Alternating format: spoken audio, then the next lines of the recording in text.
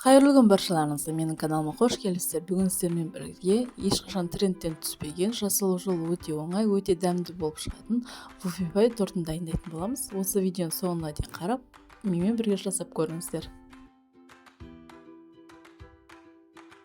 Ең алдымен бисквитке қосатын шоколадымызды ертіп аламыз. Осындай шоколадтың таза түрін алыңыздар, ешқандай қоспасыз. Мен Қазақстан шоколадын қолданамын. 100 грамм шоколад керек, яғни бір плиткасы. Осы шоколадымызды сары майдың үстіне салып, водяной ванняда ертетін боламыз. Шоколад еріп атқан уақытта біз бисквитін дайындайтын боламыз. Ол үшін бізге 4 жұмыртқа керек, және де қантымыз керек. Осы жұмыртқа мен қантты жақсылап миксердің көмегімен араластыратын боламыз. Біздің осы массамыз көлем бойынша үлкейіп және ағаруы тиіс. Қантымыз еруі керек. Осы уақытта тоқтатамыз. Біздің шоколадымыз мінекей еріп шықты. Ешқандай ірітігі жоқ, барлығы толығымен ерген. Осыны енді массамызға құйып аламыз. Тағы да миксердің көмегімен жақсылап араластырып аламыз. Енді жұмыртқалы массамызға ұнымызды қосатын боламыз. Бұл ыдысқа ұнымызды, какаоны және разрыхителді илегіштің көмегімен илеп өткіздім. Енді осыны жақсылап араластырып аламыз.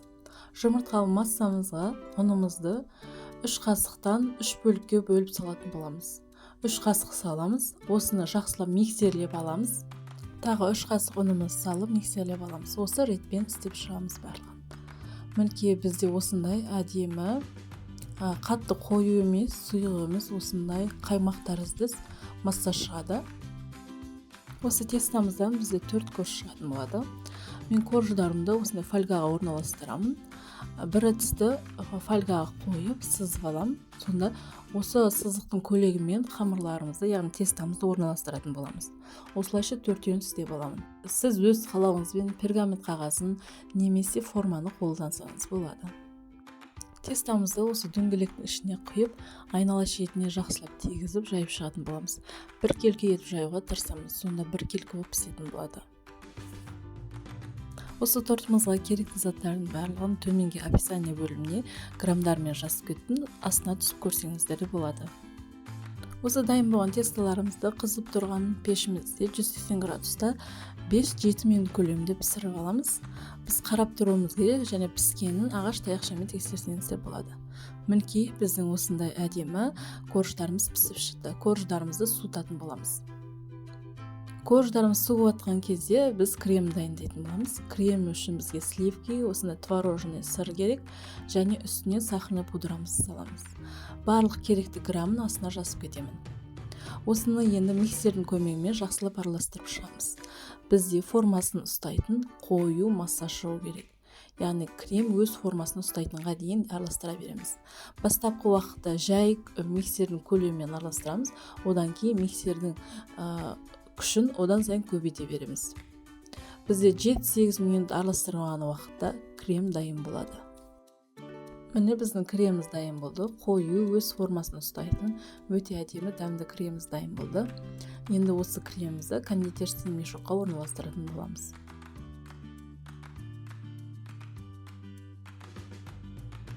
Енді суыған корждарымыздың айнала шетін кесіп шығамыз. Үстіне осындай арнайы форма қоямын және осының көлемімен айнала шетін пышақтың көмегімен кесіп шығамын.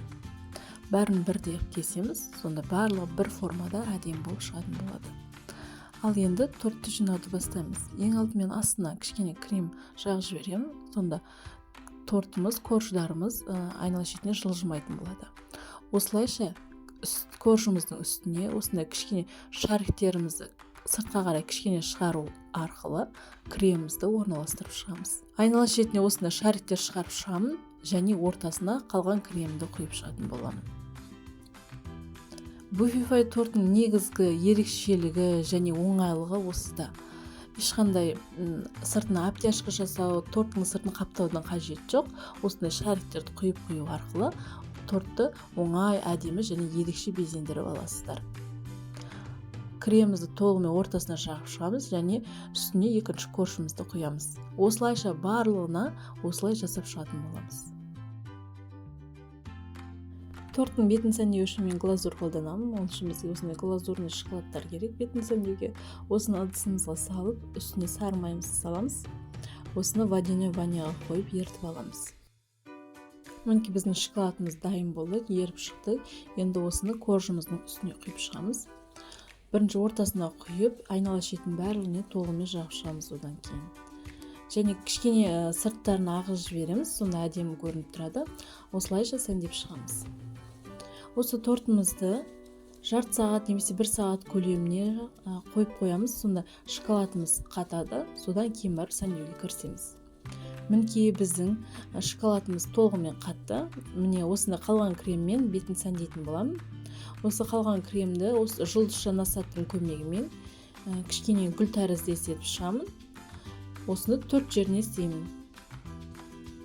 Өз қалауыңызша басқа да формаларда сәндесеңіздер болады.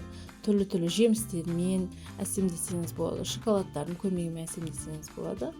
Мен осыны 4 жағына 4 кремін қойдым және айнала шетіне шоколад қойдым.